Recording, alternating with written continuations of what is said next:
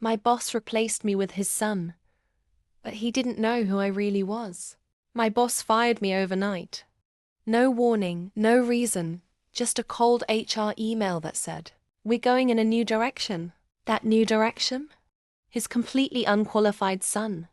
The next day I was gone. My desk cleared. But then, the chairman of the board stormed in asking, "Where is she?" My ex-boss froze, then admitted everything. What the chairman did next left the entire office speechless. I'm 34. Former director of strategy at a billion-dollar tech firm in Seattle. I helped take the company from a glorified startup to an industry leader. I built teams, won contracts, tripled revenue in 2 years. But none of that mattered when my boss, Greg, decided it was time to bring in fresh energy. He fired me and put his 26-year-old son, Mason, whose biggest achievement was crashing a rented Tesla into a golf course. I didn't get angry. I didn't cry. I left the building calmly, with my coffee in one hand. Because what Greg didn't know was that 6 months earlier, the chairman of the board, Mr. Langston himself, had handpicked me to quietly analyze internal fraud. He suspected someone at the top was manipulating financial reports and falsifying performance reviews. Guess who it was?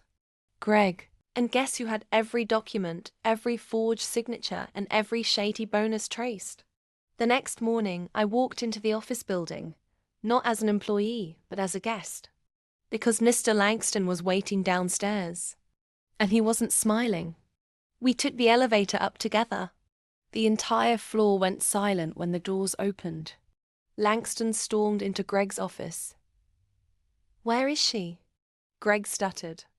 I let her go yesterday." "My son," Langston raised one hand. "You fired the only person keeping this company clean and replaced her with your nepotistic liability."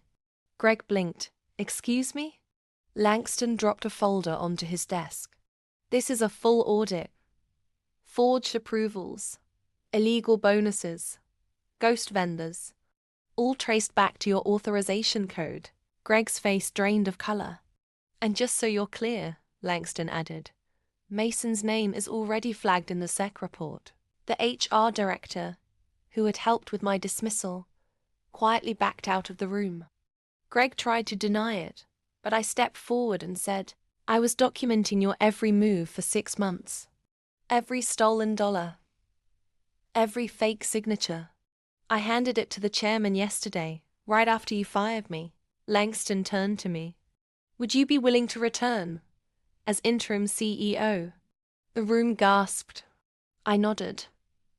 "Only if Greg and his son are escorted out." Langston smiled. "Done." As Greg and Mason were led out by security, Mason smirked. "You think you've won?" I smiled back. "Oh, I haven't even started. There's a federal investigation now, like stories where justice hits hard and karma hits harder. Subscribe to my channel now, and don't miss the next real-life tale of power, betrayal, and cold revenge.